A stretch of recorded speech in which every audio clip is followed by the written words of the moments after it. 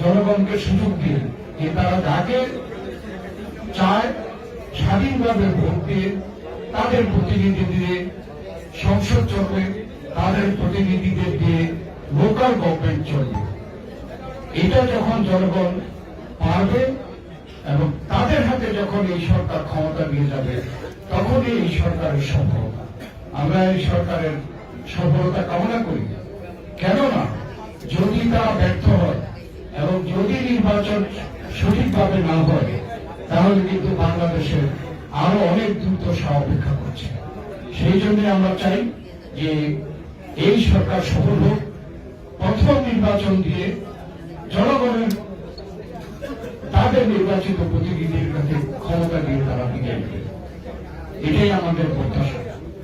আর অন্যান্য দিকে এখনো তারা যে কথা বলছে, এখনো আমরা দেখতে পাচ্ছি জনগণ অনেক ক্ষেত্রে তার কিন্তু প্রতিফলন দেখছে।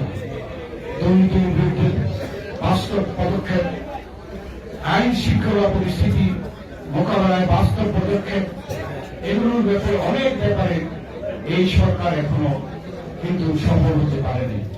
আমরা আজকে যখন আমরা জুলাই আগস্টে যে ছাত্র এবং জনতার গণঅভ্যুত্থানে যারা প্রাণ দিয়েছে, যারা আহত হয়েছে, তাদেরকে সম্মানিত করছি। তাদের এই আন্দোলনের ফসল এই সরকারের কাছে আমাদের আহ্বান যে জনগণের প্রত্যাশা যত শীঘ্র পূরণ করে এদেশে একটি সুষ্ঠু নিরপেক্ষ গ্রহণযোগ্য নির্বাচন দিয়ে তারা ক্ষমতা ছাড়বে, তাহলেই জনগণ এই সরকারকে সফল মনে করবে। তা আমি আর বেশি বক্তব্য রাখতে চাই না। আপনারা এখানে অনেকে এসেছেন, আমি পিছনের দিকে অনেক চেহারা দেখছি যারা কিন্তু মঞ্চে এসে বসার সুযোগ, সামনের দিকেও অনেকের বসে দেওয়ার সুযোগ হয়নি। আমাদের বা পাশে স্টেজে সেখানে অনেকে দাঁড়িয়ে আছে।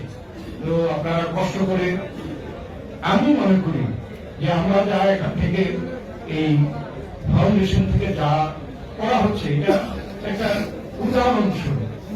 আসলে আমরা তাদের প্রতি শ্রদ্ধা নিবেদন করা এবং তাদের যে মূল উদ্দেশ্য এবং আকাঙ্ক্ষা তা পূরণ করার জন্য আজকে আপনাদের সামনে কথা বলার সুযোগ পাচ্ছি। আপনারা অনেকেই জানেন যে অবস্থায় চলে গিয়েছিলেন, সেই অবস্থা থেকে ফিরে আসা এটা আল্লাহর অশেষ রহমত। আমি আল্লাহর ঘরে গিয়ে শুকরিয়া আদায় করে আসছি। আর আপনাদেরকে, আপনাদের মাধ্যমে আপনাদের বন্ধু বান্ধবদেরকে আমি ধন্যবাদ জানাই।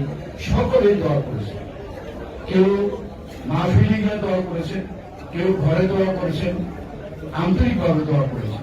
কেউ যদি বলেন যে কেউ দোয়া করেছেন, কেউ দোয়া করেন নাই, এটা কিন্তু আমি মানতে রাজি না। সকলে আমার জন্য দোয়া করেছেন। আমরা যে অবস্থা থেকে আমি ফিরে এসেছি, এটা কিন্তু এটা খুব একটা স্বাভাবিক। তাই আপনাদের সকলকে আবার ধন্যবাদ। আপনারা দোয়া করবেন যেন আমাকে আল্লাহ তাআলা আর যতদিন হায়াত রেখেছে, এই সময়টাই যেন আমি আপনাদের সাথে থেকে এদেশের উন্নয়নে, এদেশের স্বার্থে কাজ করতে